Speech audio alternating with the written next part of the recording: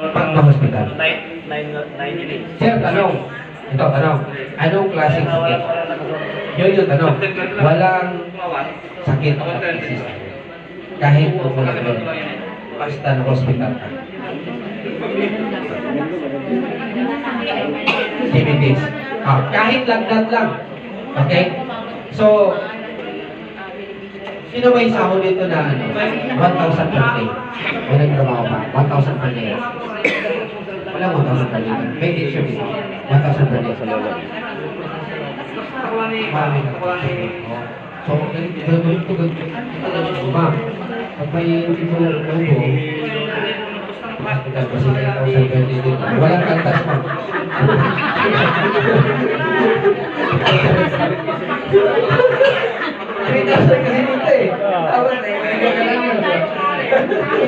Okay, so ganito siya, 30,000 yung allowance, assistance, 3,000 per day, room allocation yan, no? So, every time nasa hospital ka, may 3,000 ka per day. Okay? Ito po. Maximum tayo ng 3 days sa 3,000 per day. Tapos, dadagdagan ni company ng 9,000 para sa snap. Ayos yan, ba? Snap. Mag-snack pa. Mayroon pa, may pag-snack pa. So, pang medicine mo, baka may bibili pa ng finance, babalik ka pa pag laboratory, yun may allocation mo. Okay? So, kasama beneficiary ha. So in short, ikaw lang ang membro, pati yung beneficiary. Kaya ako, actually may 3 anak na ako, pasensya sa mga, dalaga. Milyon, no? Hindi na ako binata. Okay. Yung anak ko, kakalabas pa lang, as long as may birth certificate, pinaregister ko lang. Kasi, dito po, sa hospitalization. Tama? Okay? So, ito yung hinabol ko sa anak ko, sa hospitalization. So, pag nag-1 day ka sa hospital, may 12,000 ka na assistance. Kasi 3 plus 9 yan. Always plus yung 9. Pag nag-1 day ka, pag nag-2 days ka naman, may 15,000 ka. Okay, 1 day, 12,000. 2 days, 15,000. Pag 3 days ka, 18,000. Oo, very good. Very good. Ano ang good news? Sino good news? Pag umabot ka ng 4 days, hindi 18,000 lang matanggap mo, kundi ito na buong 30,000. Para pa. Okay? Kaya ito ang tips ko sa inyo. Pag 3 days ka, sabi ng doktor, pwede ka nang lumabas. Sabihin nyo, huwag muna. Bukas na lang dok, sayang ng 30,000. Tama. Pero anyway, ano naman talaga, no? So, 4 days naman talaga required ng hospital. Kahit para makaroon yung pwede. Tama? Okay. So, ganito. Saan yan i-claim, sir? Anong paraan sa pag-claim? Hindi po ibabawas doon sa bill ninyo. Kasi lahat ng mga cash assistance ngayon, ibabawas sa bill. Wala ka rin madadalas mabuhi sa bahay. Yes or yes? Yes. Itong cash ibibigay sa inyo.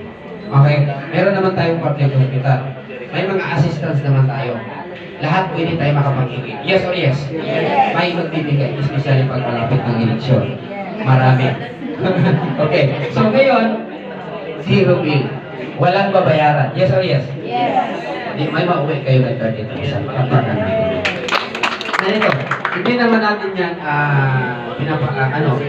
pinapangarap na may ma-hospital. Pero may mga times talaga, especially pag upo. Tama. Pag upo. Matatamaan din yung katabi. Tama. Especially sa bahay. No? So pag dalawa kayo na hospital, na hospital, 0 bill.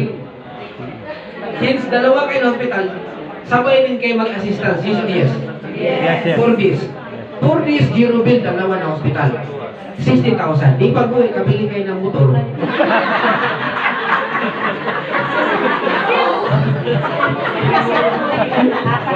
Diba? Ano ba? Yan, i-present natin yan mamaya. Di ba? Ngayon naman, paano sir, ilang beses kami pwede makapag-claim? Pwede every month? Hindi. Every 6 months lang po. Okay? So, pag example, 1 day lang kayo ngayon na 6 months, hindi nyo na pumakinabangan yan. Next month ulit. Tama? Okay? So, 6 months ulit. After 6 months. Okay? Pwede nyo naman makapagpakinabangan. Okay? So, every year, 2 beses kayo makaklaim sa hospitalization. Okay? So, ito yung gagawin nyo. Ngayon na 6 months, 2 na hospital. Di ba makabili kayo ng motor? After 6 months, yung pala yung pattern nyo. So, ano bibilin nyo? Okay. So, actually, ibibigay talaga yan sa inyo. Kayo na po bahala anong gagamitin niyo. Pero para sa akin, gagamitin niyo po yung assistance na magiging remembrance sa inyo. Gawin yung negosyo. Malay nyo, itong assistance lang yung dahilan para yumaman kayo. Kasi genuine naman kayo eh. Tama? No? So, ayan, what if, sir, accident na hospital mo? Tapos 8 months na siya. If 8 months na siya, kasi sa hospital natin, bago mo yan mag-beneficio, dapat 6 months yan. Okay? Ngayon nag-member ka, dapat 6 months bago ka makapag-benefits. Okay? After 6 months ulit, makapag-benefits na. Kasi mamaya tapusin ka lang. Okay? So, what if ang na-accident, na-hospital mo na hindi namatay? Okay? So, pag-accident niya, makakatanggap siya ng hospitalization. Okay? Tapos, kinabukasan, pag-uwi sa bahay, hindi kinaya. May blood clot pala, so, namatay siya. Okay? 8 months na siya, makakatanggap siya ulit ng 60,000. 90 yung natanggap niya. Okay. Palakpak mo. Okay, clear po ba yun? Okay, tapusin lang ko lang paano kunin ha. Ayan. So ito siya. Nagtaka kayo no?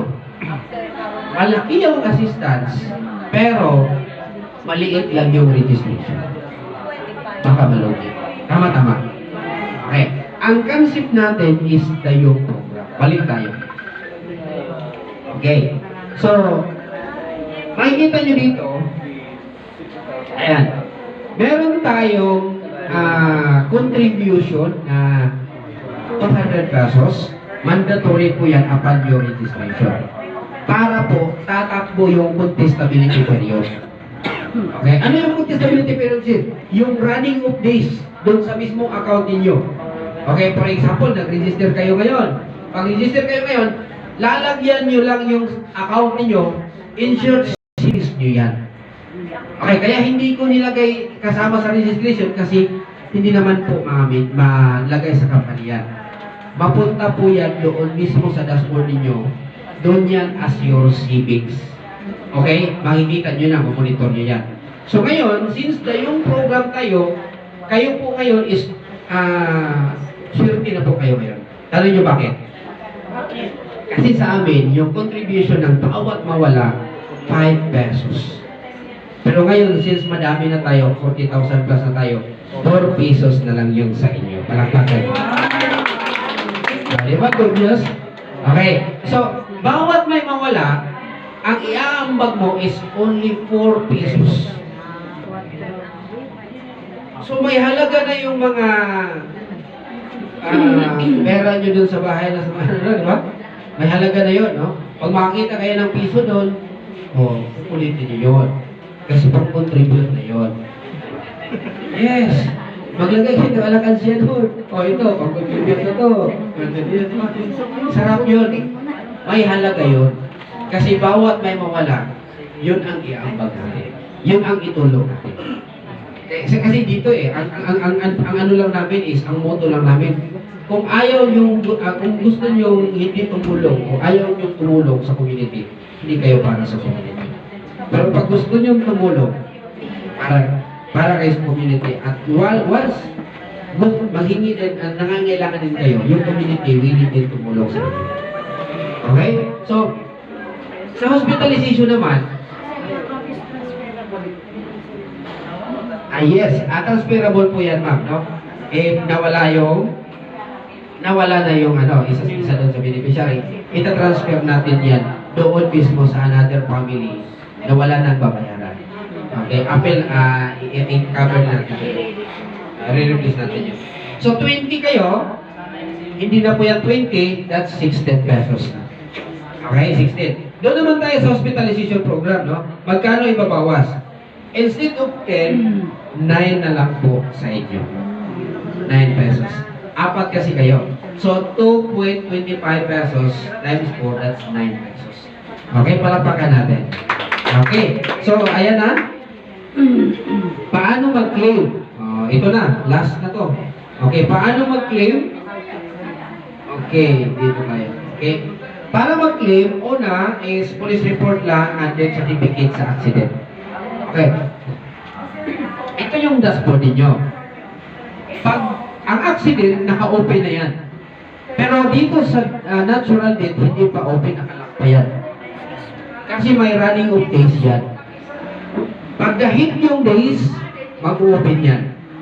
So yung requirements, dito mo lang i-upload. Okay? Pag ma-approve ng management, within 24 hours, i-release sa inyo yung cash. I-verify lang namin kung tama ba yung police report, tama ba yung ID, tama ba yung death certificate. Okay. Pag na-verify namin, automatically, i-release yung assistance. Okay? So, may nakapag-sample na ba niyan, sir? I think, ilan na? 8 na. So, gusto namin na maghanap ng pangsiyap dito sa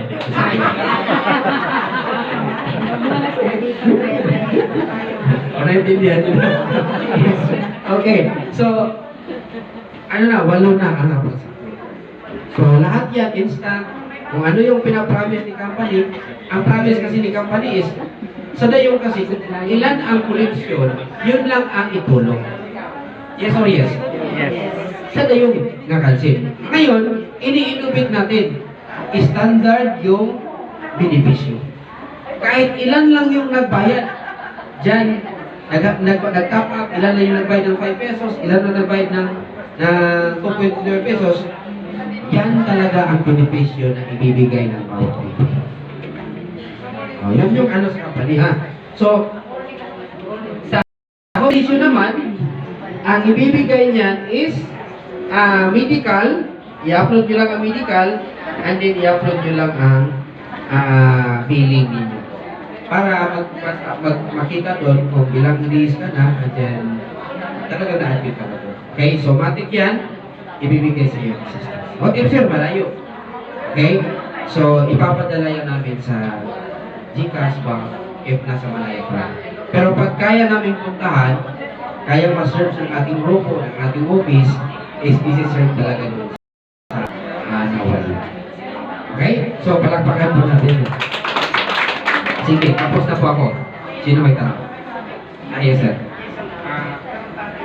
Pagdating sa contingent, every time na may mawala na member, we need to pay yung contribution natin na 4 pesos. Yes, yes, sir. Ano magpa-prank at saan natin gagawin yun sa dashboard ng Ayan. So, para siyang GCash, di ba, lahat ng babayaran nyo kasama sa mandatory na 200 is na 2,600. Okay? So, gaya ng binayad ni ma'am, 2,600.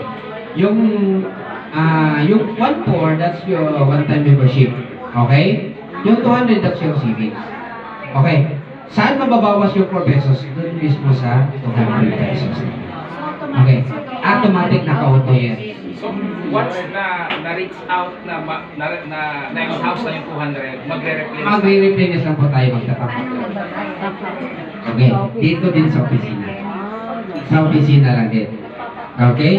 Hindi pwedeng online or sa dashboard. Yes, ongoing po natin yung ating Palawan Pay ngayon na payment. So, mag-open na kayo ng Palawan account. Doon na kayo magbabayad, automatically magpa-pop up yan dito mismo sa dashboard ninyo. Di ba pwedeng i-link na lang sa mga bank account para transfer digital banking na lang ang replenish? ongoing po tayo dyan. Ongoing po tayo dyan. Soon. Sir, yung sa beneficiary, kailangan pamilya lang ba? O Yes, yes. Sa beneficiary po, Kasi pag pupunta, palalo kayo yes, sir. Sa beneficiary po, actually po, meron naman tayong like sa unahin mo natin si sir. May chat tayo dito. Okay? So, i-click nyo lang po yan. Gusto kayong bumili ng magpa-top up kayo. Meron po dito. Okay, magpo-provide agad yan ng bangko. Ita-transfer nyo lang and then bibigyan kayo ng guide how to top up. Hindi na kailangan pupunta. Hindi na kailangan, sir. Ibabang na. Dito na. Okay? Pero pag may connection naman kayo dito sa opisina, pwede din mag-digikas kayo sa kanya. Okay? Pwede din offline. Punta dito. So, ito po. Ito na yung members na community natin.